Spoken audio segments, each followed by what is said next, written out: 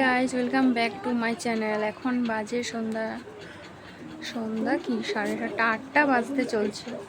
তো এই যে আমি দুধ গরম করছি। এই যে মেয়ে আসছে টিউশন থেকে, মেয়ে আসছে তো ওকে এখন দুধ দিব ক্যালোস দিয়ে। তো আজকে ভীষণ গরমে মানে একদম ঘরে থাকা যাচ্ছে না, এরকম গরম, ভীষণ গরম।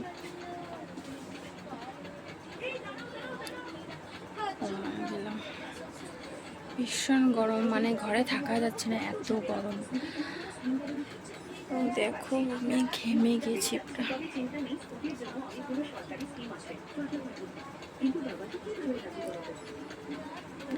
আমি এখানে রান্না করি, এই যে আমি এখানে রান্না করি। আমি এখানে যেহেতু আমি এখানে দুধ গরম করছি, তো তার জন্য আমি এখানে আছি, ব্লগটাও এখান থেকে শুরু করেছি। এই যে দেখো অর্পিতা কি করে, এই যে টিউশন থেকে আসছে এখন, এই যে একটু রেস্ট করছে, খাবে, খেয়ে দিয়ে এখন একটু পড়াশোনা করবে, তারপরে বাস। বলবে কিছু তুমি বলো, হাই বলে দাও। ভীষণ টায়ার্ড ও, সারাদিনে একদম সময় হয় না ওর। একদম স্কুল থেকে আস্তে আস্তে 4:30 বাজে, 4:30 বাজে, তারপরে সেই 5টার ভিতর আবার টিউশন যায়, তো একদম ওর সময় হয় না। ও ঠিক আছে। কি রান্না করেছো মা আজকে তুমি? এই যে দেখো পেঁপে দিয়ে ডাল করেছি, তারপরে এই যে যেহেতু আজকে ভীষণ গরম, তার জন্য আলু সিদ্ধ করে এটাকে চাটনি করেছি, আলু মাখা।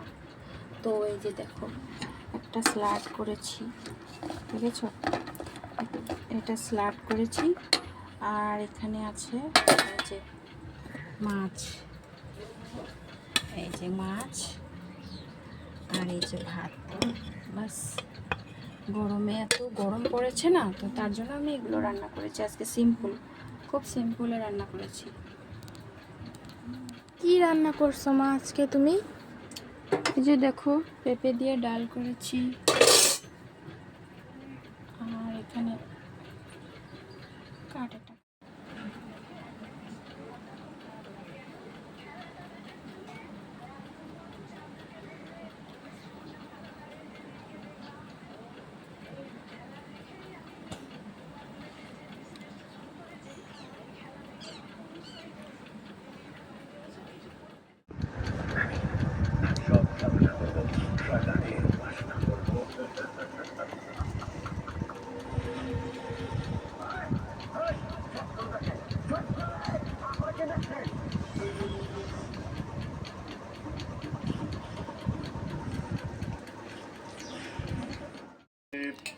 হ্যাঁ, 6-7 বছরের ছোটই ছিল, জানি কেন তখন তাকে সবাই তিমির বলে ডাকতো। আমার মনে আছে 18 বছরের জন্মদিনে ও হারিয়ে গিয়েছিল। তার 3 দিন পর তাকে শ্মশানে খুঁজে পাওয়া যায়। তখন সে অন্য একটা মানুষ। আর নবদ্বীপে ফিরে এসে সে বৈষ্ণব ধর্মের বিরুদ্ধে অপপ্রচার শুরু করতে লাগলো। সে মানুষকে বোঝাতে শুরু করলো মহাপ্রভুর থেকে শয়তান অনেক বেশি শক্তিশালী।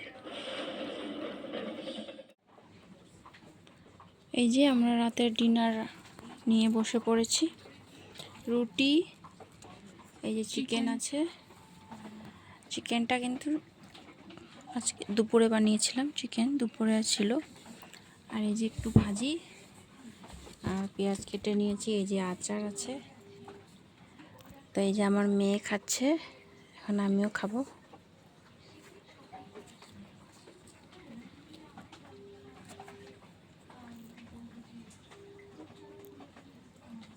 গরম গরম, ভাল লাগতেছে না?